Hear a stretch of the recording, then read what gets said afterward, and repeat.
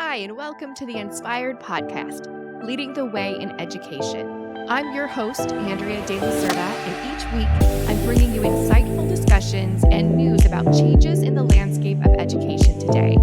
As a former middle school teacher and corporate communications executive, I'm here to share how my experience with corporate clients can and should influence the way that we think about marketing in an educational ecosystem. We'll talk about what's working, what isn't working, and how to change the paradigm of public versus private once and for all. In this episode, we'll evaluate how public-private partnerships can be a catalyst for change in public education. We'll talk about how to create effective, scalable partnerships that can support equitable opportunities for your students. And as a side note, if after this podcast you'd like a deeper understanding of this topic and ways to best implement it, please check out our resources at kandulacommunications.com. You can also find that link in the episode notes. There you'll find some instruction on this and other topics meant to support your team in building your capacity for strategic communication and partnership development. So I hope you'll check it out.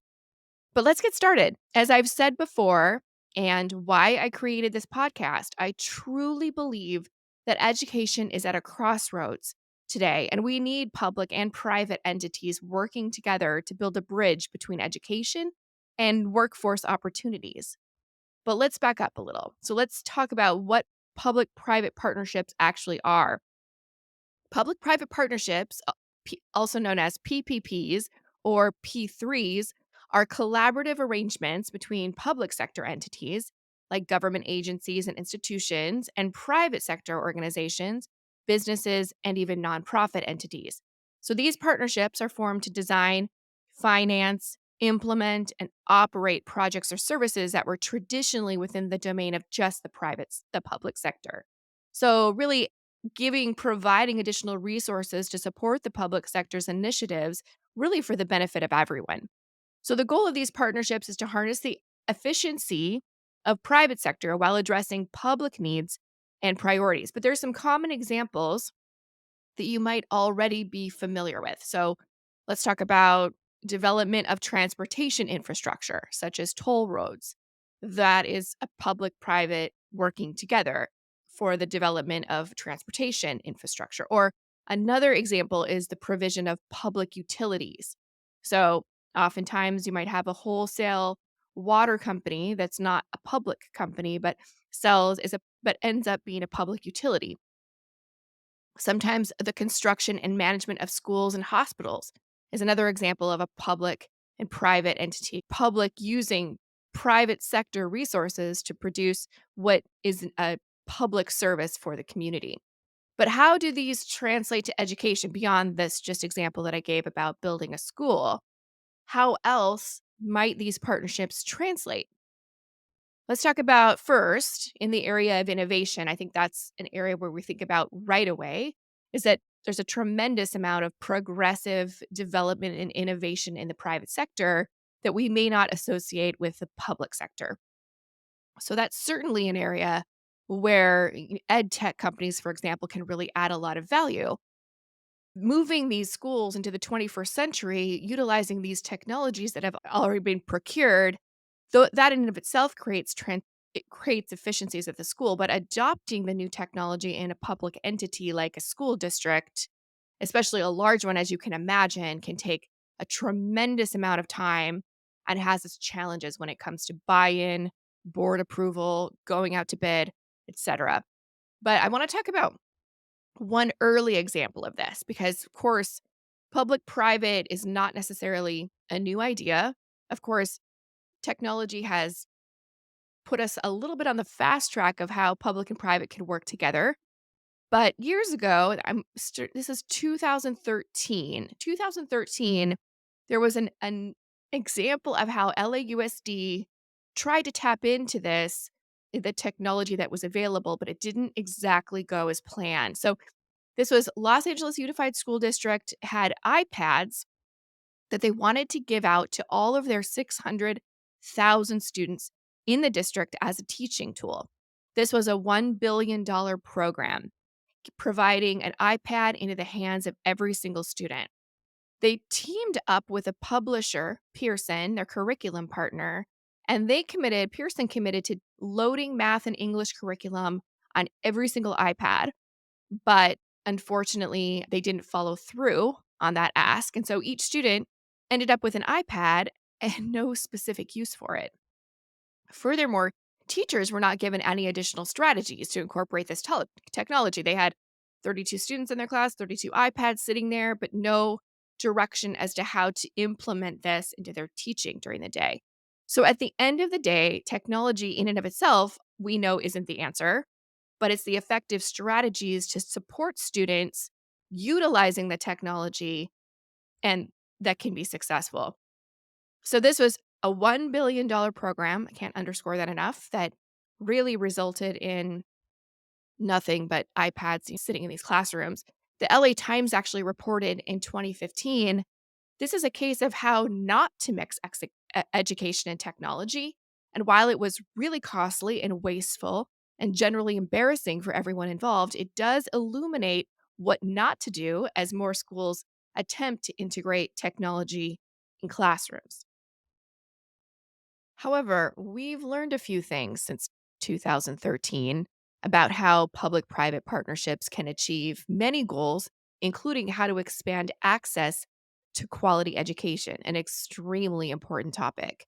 With an emphasis on equity, public private partnerships can more effectively address the challenge of access in many regions, particularly our underserved communities and our rural communities.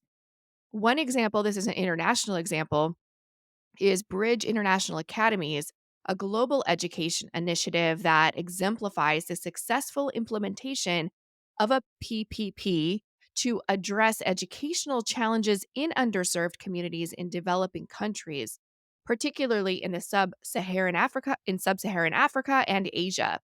The organization collaborates with governments, local communities, and private investors to establish and operate low cost, scalable, and technology driven schools. Bridge International Academies have significantly increased access to education in remote and underserved areas. And by providing a scalable model, they reach children who might otherwise lack access to formal schooling. And that's an international example, but even here in the US, as recently as 2013, access has been an obstacle preventing some rural schools and families from accessing the internet for educational purposes. And even as recent as the pandemic in 2020, we saw that firsthand when many families in rural communities were truly unable to access the internet for the purposes of their education. And President Obama's Connect Ed initiative, so this is back in 2013, President Obama's Connect Ed initiative was meant to connect 99% of American students to ultra fast broadband within 5 years. In partnership with the Federal Communications Commission, the FCC, and various private sector technology companies who also participated in that partnership. And while progress was made in addressing the digital divide, in this example, challenges still persisted. And as I just mentioned, in 2020, that was highlighted when students couldn't go to school in person and had to access the internet. And in a lot of cases, in many communities, they didn't have access. It's still challenging to keep up with the evolving and societal demands, and especially in a bureaucratic environment like education.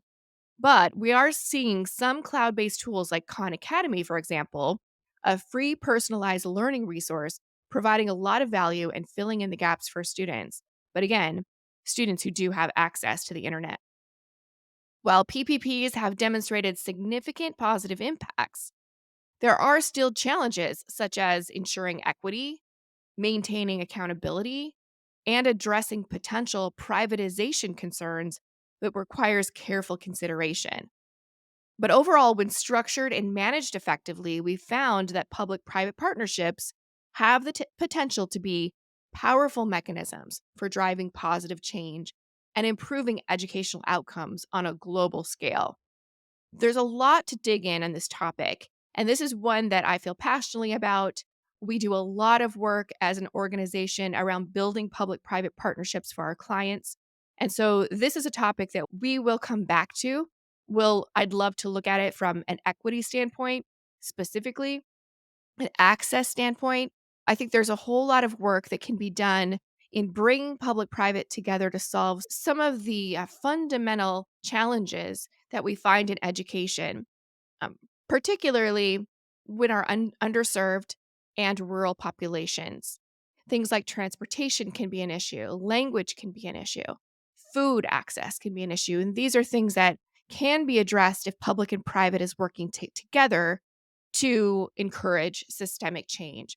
So we're on the right track, but we definitely have a ways to go.